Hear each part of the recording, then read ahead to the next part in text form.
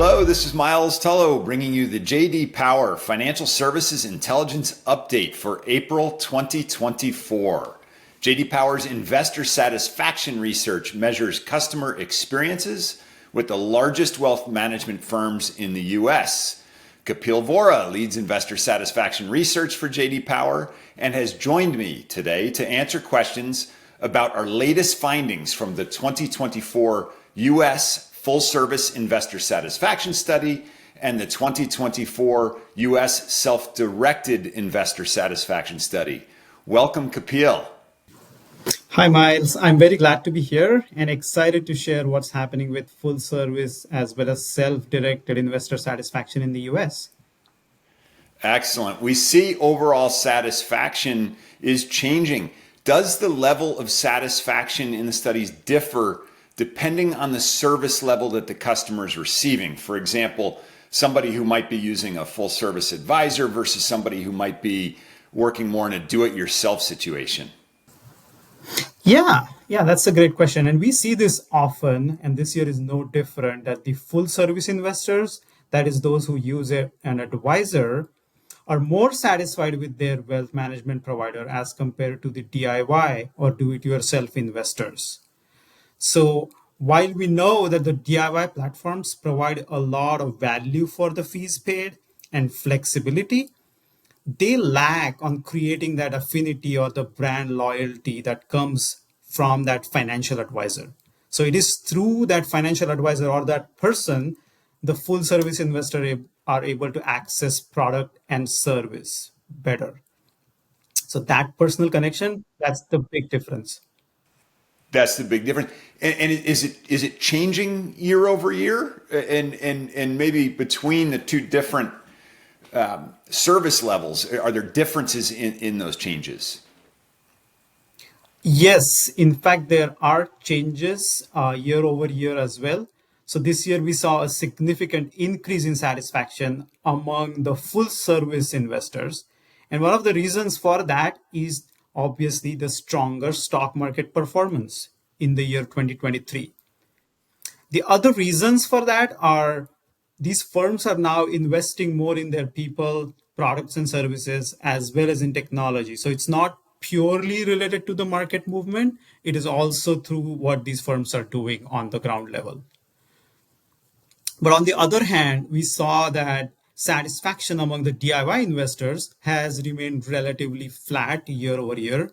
And again, this comes down to that main difference in quote unquote their investment philosophy, right? The DIY investor needs to be self-motivated to take advantage of the market movements. So if they're sitting on the sides, they are not going to gain these advantages. And that's what is driving that unchanged satisfaction among the DIY investors. Interesting. And I did see from the results that there are differences in satisfaction by various segments, starting with generation. Why is this? So we know that older investors have been with their firm for a longer period of time, and they have been with that advisor for a longer period of time. So they have had that more time to establish that personal connection with the brand as well as with the person. Younger investors, on the other hand, as you can imagine, have only been with the firm for a few years, a shorter duration, and they're also likely to use a secondary firm in addition to their main firm. So they are exploring more options all the time as compared to their older counterparts. Younger people are interested in investing money this year, but their advisors and the firms also need to do an effort to reach out to these younger investors. So younger investors need more of that periodic personalized outreach in order to engage them as compared to the older investors.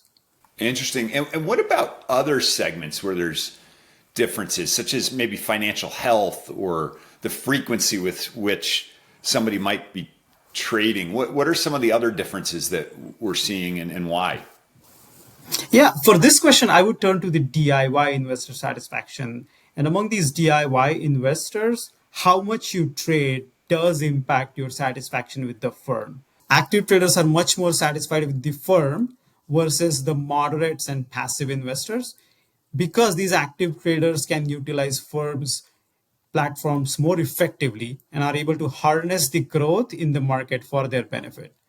The buy and hold investors, on the other hand, they could use some guidance from the firm in terms of human based or technology aided advice to build that brand loyalty. So that's why we see the big difference in brand loyalty among these active traders versus quote unquote passive or moderate traders. Got it. And of course, it wouldn't be a JD Power study if we didn't talk about the brands that investors are using. Which brands or providers are doing the best job according to investors? And maybe we can look at it from a DIY perspective as well as from a full service perspective. Yeah, yeah. On the DIY side, TD Ameritrade and Charles Schwab stand out. So their brand equity has been strong for a while. But the fintechs are also becoming quite strong DIY players, and it remains to be seen if they end up winning these satisfaction rankings in the upcoming years. So, on the DIY side, not only is the digital prowess critical, but building that overall brand level value proposition also important. So, that's where the fintechs are currently lacking, but they're working on it. So it remains to be seen whether these old guards such as TD Ameritrade and Charles Schwab continue to win in this category. On the other hand, among full service investors, one must be good on the people front, right? That is the FAs, that is the whole connection point between the investor and the firm. And that's where a lot of national and regional broker dealers are very strong. The full service investor winner this year has been US Bank, and they have put in considerable effort to acquire the right talent and the platform expertise to drive this satisfaction. Makes a lot of sense. Talent and the individuals that a full service investor works with, clearly important in our studies. So besides the technical investments that maybe the DIY investment firms have made and the investments in people that you just mentioned for US Bank and others, what else is differentiating these leading firms, and what can other providers do to achieve the same levels of high satisfaction? Yeah, so absolutely. So it is obviously investing in the technology, investing in the people, but not stopping there. It's also doing the additional support categories such as a call center and creating an effective value proposition, explaining the fees clearly. So there are many ways that a firm can differentiate itself by creating like a unique value proposition for its customers. And of course, subscribers to JD Power Satisfaction Studies do receive all of those insights to identify where the opportunities exist for each individual brand as well as competitor brands. So Kapil, thank you very much for your time today and for joining me on the monthly financial intelligence update. Thank you.